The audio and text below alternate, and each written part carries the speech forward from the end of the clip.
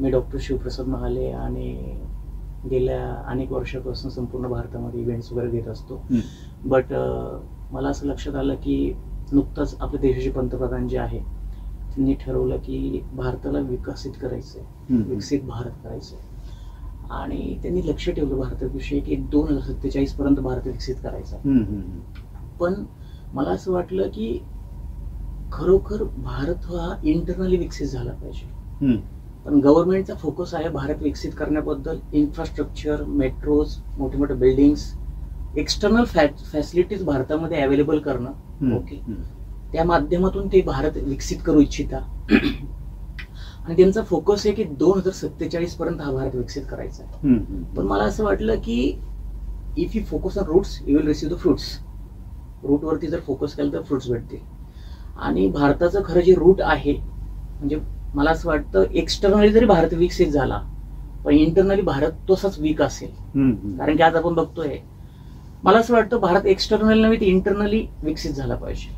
दोन्हीकडे विकसित झाला पाहिजे ना. एक्सटर्नली विकसित होण्या अगोदर जर इंटरनली विकसित जर झाला ना तर एक्सटर्नली विकसित व्हायला वेळ लागणार नाही. पण जर आपण फक्त एक्सटर्नली भारत विकसित केला ना तर इंटरनली विकसित व्हायला फार संघर्ष करावा लागेल. आणि त्यामुळे मी एक इनिशिएटिव्ह रन करतोय. हे सर्व जे आता बर्निंग प्रॉब्लेम जो आहे आपल्या संपूर्ण भारताचा, संपूर्ण विश्वामध्ये, विकसित भारताविषयी मी ज्यावेळेस विचार केला तर माझं असं लक्षात आलं की आपण इंटरनल भारतवरती फोकस केला पाहिजे. गव्हर्नमेंट ठीक आहे एक्सटर्नल भारतवरती फोकस करतंय, आपण इंटरनल भारतवरती फोकस करूया.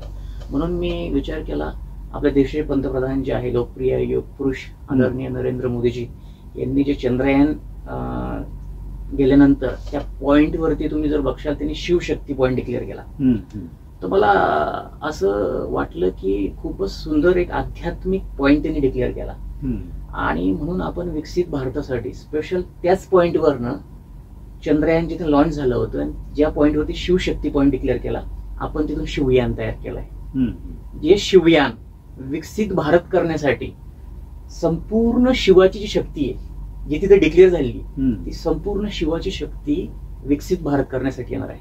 पण फरक आहे, गव्हर्नमेंटचा एक्सटर्नल भारत आहे आणि शिवयानच्या माध्यमातून हा इंटरनल भारत विकसित होणार आहे. आपण आज बघतोय की आजची जी युवा पिढी आहे ऍडिक्टेड आहे, स्ट्रेसमध्ये, डिप्रेशनमध्ये. नुकतंच आपण पुण्यामध्ये एक उदाहरण बघितलं, अल्कोहोल घेतल्यामुळे त्या युवाने रात्री 2 जणांना उडवून दिलं आणि अक्षरशः ज्यांची काही चूक नव्हती ते बिचारा 2 युवकांचा जीव गेला. असे बरेच उदाहरण आहे मीडियामध्ये, तर आपण एक अर्ध उदाहरण बघतो. पण अशी बरीच अशी कंडिशन आहे. मला असं वाटतं शिवयानच्या माध्यमातून या युवांवरती फोकस केला, आजची नारीवरती फोकस केला, नारी शक्तीवरती फोकस केला. फक्त युवा शक्ती, नारी शक्ती बोलून चालणार नाही, पण खरोखर त्यांना जर शक्ती स्वरूप बनवलं तर हा जो विकसित भारत आहे 2047 वेळ लागणार नाही, तो 2030 पर्यंत झाल्याशिवाय राहणार नाही. आणि मला असं वाटतं आजच्या युवांमध्ये ते पोटेन्शियल आहे. आज प्रत्येक जण नरेंद्र मोदी करतात, प्रत्येक जण मोदींचं नाव घेतात, पण मला सिस्टम मध्ये कुठे ती नरेंद्र मोदींची गुण कुठे धारण करताना दिसत नाही.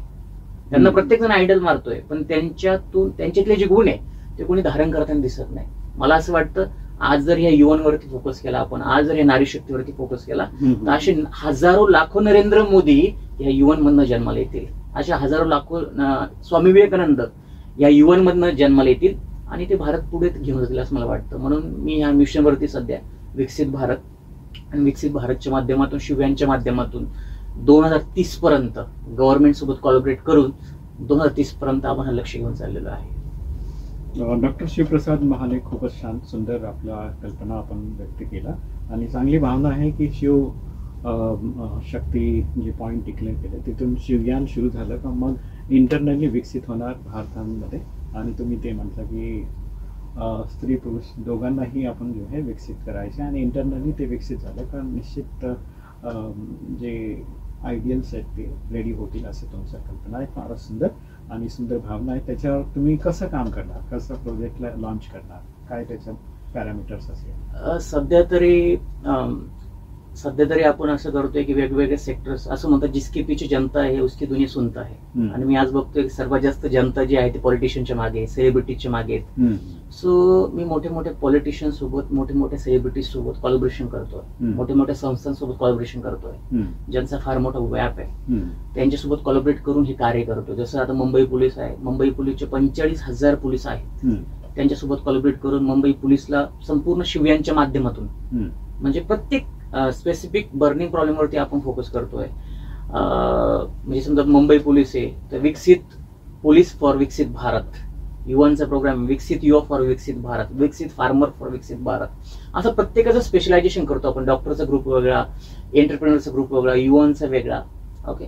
आणि त्या प्रत्येकांना टार्गेट करून त्यांच्या फ्लेवरमध्ये आपण त्यांना मेंटली हे करतोय. कारण की माझं असं लक्षात आलंय, भारत विकसित तेव्हाच होईल जर मानसिकरित्या आपली फ्रिक्वेन्सी वाढली.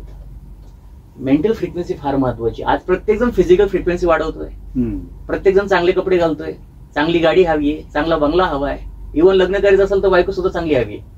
पण कोणी मनाच्या विचारांबद्दल विचार करत नाही. विचार आपले स्टँडर्ड असले पाहिजे किंवा हाय फ्रिक्वेन्सीचे विचार असले पाहिजे, याबद्दल कोणी विचार करत नाही.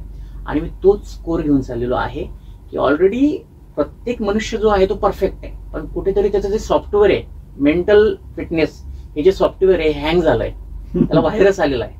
आणि मला असं वाटतं तिथे जर प्रोग्राम आपण चांगला बनवला तर प्रत्येक क्षेत्रामध्ये प्रत्येक व्यक्ती जर विकसित झाला तर निश्चितच भारत हा विकसित झाल्याशिवाय राहणार नाही. आणि एकदा व्यक्ती विकसित झाल्यानंतर एक्सटर्नल भारत सुद्धा इनडायरेक्टली विकसित झाल्याशिवाय राहणार नाही असं मला वाटतं.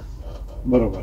डॉक्टर शिवप्रसाद महाले, खूपच छान सुंदर प्रोजेक्ट तुम्ही सांगितला आणि त्याच्यावर तुमचं कसं काम करणार आहे हे तुम्ही सांगितलं की जे मोठे संस्थान आहे किंवा पॉलिटिशियन आहे किंवा पोलीस आहे यांच्याबरोबर आपला जो आहे प्रोजेक्टबद्दल विचार करून त्यांच्याबरोबर हे काम करणार आहे. तर निश्चित सगळ्यांपर्यंत हा प्रोजेक्टचा जे मानसिकता आहे ते पोहोचणार आणि लोक जेव्हा विकसित होणार तर निश्चित आपले भारत विकसित होण्यामध्ये वेळ लागणार नाही.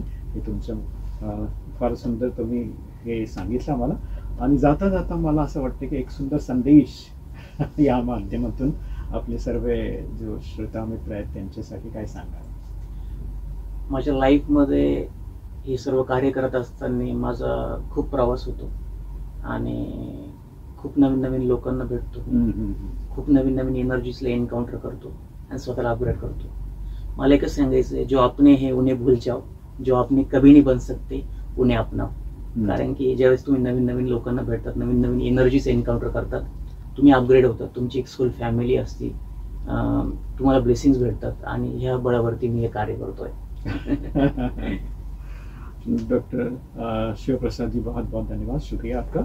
चलिए मित्रों, आज के इस एपिसोड में जहाँ पर हमने जो वार्ता की, यहाँ पर जो है इनका एक संकल्प है, वो हमने देखा कि जो विकसित भारत के लिए काम करना चाहते हैं युवा ज्ञान के माध्यम से, और यहाँ पर जो है मेंटल जो सॉफ्टवेयर है हमारा, उसको जो है हम लोग अगर अपडेट करते हैं तो हमारा जीवन जो है बेहतर हो जाता है, ये उन्होंने बताया है. और निश्चित तौर पे मुझे लगता है कि हम लोग जिस तरह से बाहरी दुनिया को विकसित करने में या उसे ठीक करने में लगे हुए हैं, वहाँ पर थोड़ा परसेंटेज जो है अगर हम इंटीरियर में खुद के बारे में सोचना शुरू कर देंगे, खुद को अगर अच्छा बनाएंगे, खुद के बारे में माना खुद के मेंटल अवस्था को, जैसे कि हम लोग अवेयरनेस करते हैं किसका कि फिजिकल फिटनेस अच्छा हो, इसके लिए हम लोग डाइट सिस्टम फॉलो करते हैं, कई बार हम लोग एक्सरसाइज करते हैं, योगा को हम लोग एप्लीकेशन में लाते हैं, लेकिन ये भी सारी बाहर की हो गई. लेकिन उसके लिए हमें इनसाइड माना मैं अपने मन को सुंदर बनाऊं, मन में अच्छे विचार लाऊं, मन ऐसा हो कि आप जो सोचते हैं उसी पे काम करो, ऐसा ना हो कि आपका मन बार बार विचलित हो. तो वो सारी चीज़ों को अगर इंटरनली हम लोग विकसित हो जाते हैं तो हमारा जीवन बेहतर बनता है, और बेहतर व्यक्ति बनने के बाद ही बेहतर भारत बनेगा. ये बहुत ही सुंदर विचार हमारे साथ साझा किया डॉक्टर शिव प्रसाद महाले जी ने. तो इसके लिए उनको बहुत बहुत शुभकामनाएं, मंगल कामनाएं, और फिर मिलते हैं अगले एपिसोड में कुछ नई बातें लेकर. तब तक आप बने रहिए हमारे साथ. सलाम, नमस्ते, खमा गनीसा, जय हिंद, जय भारत, ओम शांति.